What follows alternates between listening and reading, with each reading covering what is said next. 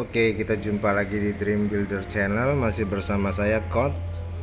Kita akan lanjutkan sedikit ya ngebahas yang kemarin tentang ketika kita stop bermedia sosial, otak kita itu auto stop membandingkan diri kita dengan orang lain.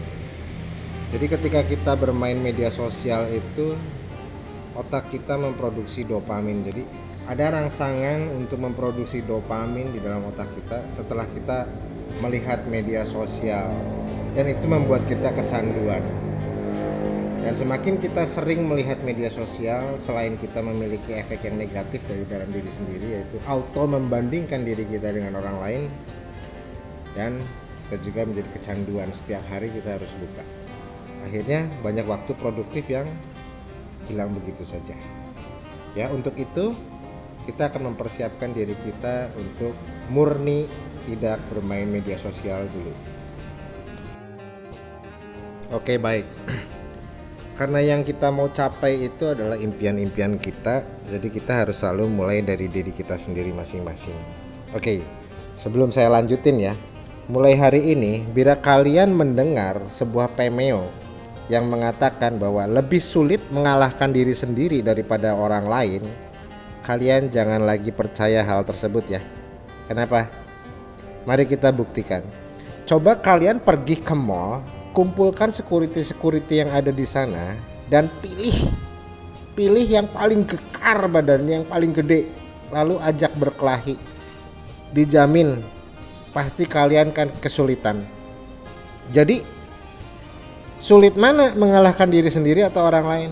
Saya rasa tetap lebih sulit mengalahkan orang lain, sebab kayaknya pemeo ini itu akan berbandingan dengan sebuah pemeo lain. Artinya setinggi-tinggi gunung masih ada langit. Artinya sejago-jagonya lu masih punya musuh juga yang lebih kuat. Mending ngalahin diri sendiri toh mulai sekarang, bener gak? Oke, kayaknya saya perlu pindah dulu ke atas. Di bawah itu suara kendaraannya begitu lalu lalang sekali. Maklum lah, di ruko ya rekamannya. Jadi gini, kayaknya penggunaan kata mengalahkan diri sendiri itu menurut saya kurang tepat lah, gak bagus-bagus amat. Sebab diri kita itu kan bukan musuh kita sendiri sebenarnya. Kita harus bekerja sama dengan diri kita.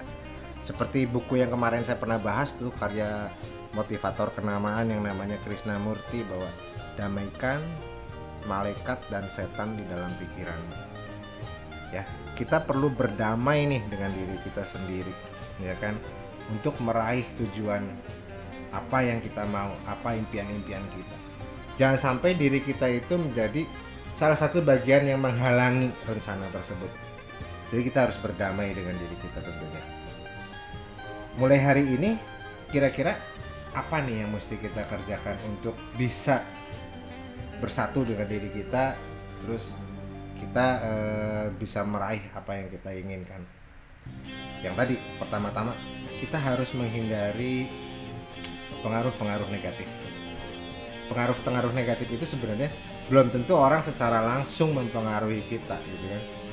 Ada orang yang senangnya cuma pamer atau apa, pas kita lagi melihat di media sosial, akhirnya otak kita terkontaminasi, alam bawah sadar kita terkontaminasi. Kita akan membanding-bandingkan diri kita terus dengan orang-orang tersebut, dan ini adalah tidak sehat. Tapi ketika saya udah coba ya, saya coba kira-kira 120 hari untuk tidak bermain media sosial, dan menurut saya signifikan sekali gitu. Signifikan dari perubahan yang saya alami ya. Saya punya waktu, bangun tidur saya nggak sibuk cari HP lagi, ya kan. Tapi dalam bangun tidur ada sesuatu yang lebih baik, yaitu bersyukur. Ya, mau tidur nggak perlu lihat HP lagi. Hari-hari saya lebih produktif. Oke, itu pengalaman saya yang saya bagikan kepada kalian. Semoga kalian pun cocok ya. Coba dulu deh. Kita skip dulu, berhenti untuk sementara, baik itu Facebookan, Twitteran, Instagraman, banyak hal lah yang lain-lain lah, saya nggak perlu sebutin. Untuk kaum milenial sih mungkin beda, tapi karena saya termasuknya bukan kaum milenial ya, jadi saya tahu ketika saya terkontaminasi gitu. Beda lagi dengan kaum milenial yang memang ya udah menjadi bagian hidup dan memang cari duitnya di situ gitu. Tapi buat kita yang nggak cari duit di media sosial, untuk apa sih kita main media sosial gitu? Cuman buang kuota tapi nggak dapat apa-apa gitu. Informasi apa yang kita dapetin? Oke? Yuk kita stop dulu sementara, ya kan? Kita fokus. Kita susun jadwal nih. Besok bangun pagi, utamakan dulu kita bersyukur. Kita masih diberi kehidupan. Oke? Ketika kita bangun tidur, kita tidak lagi mencari HP, tapi kita utamakan dulu bersyukur karena kita masih diberi kehidupan. Oke? Nah, kayaknya cukup sekian dulu supaya para pendengar, pemirsa di rumah dimanapun Anda berada tidak terlalu jelimet, kepenuhan dengan motivasi. Cukup cuman 2 poin dulu ya. Yang pertama adalah kenapa berhenti media sosial. Kedua, kita bangun tidur bersyukur dulu. Dan seperti apa kita bersyukur? Pertama-tama kita bersyukur kita masih diberikan kehidupan. Oke? Kita masih bernafas dan kita masih sehat. Coba bayangin, ya kan? Apabila ada kekurangan yang kita alami, maaf ya, saya bukan membawa-bawa kaum difabel yang memang tidak bisa melihat. Bayangkan kalau kita tidak bisa melihat, kita mau buka HP kita seperti apa gitu. Kita mau nonton YouTube, kita udah tidak bisa melihat lagi. Oke? Jadi utamakan. Oke, itu baru satu ya dari penglihatan kita harus syukuri itu. Bangun tidur, gak usah lagi cari HP, tapi jadwalkan Anda untuk bersyukur. Syukuri apa yang ada, termasuk walaupun hanya jempol kaki. Bayangkan kalau jempol kaki itu tercucuk paku, sakitnya luar biasa.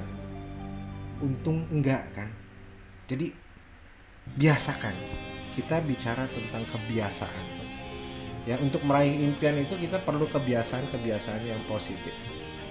Ya, kita hindari, ya kan, untuk kita bergaul dengan orang-orang yang negatif atau memasukkan diri kita ke lingkungan negatif, baik sengaja atau tidak sengaja.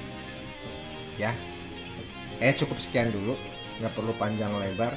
Yang paling penting adalah prakteknya dan reputasinya. Oke? Ya, buat yang suka dengan channel ini, sekali lagi Anda boleh like, komen di kolom komennya, dan tentunya subscribe untuk para pemirsa yang memang senang mendengarkan channel ini. Oke, saya berdoa untuk kalian yang mendengarkan channel ini, semoga di dalam kehidupan kalian selalu dilimpahi oleh rezeki, diberikan perlindungan oleh Tuhan yang Maha Kuasa, dan juga diberikan kedamaian hati dan pikiran. Terima kasih sudah mendengarkan saya. Kita akan jumpa lagi di channel saya yang berikutnya.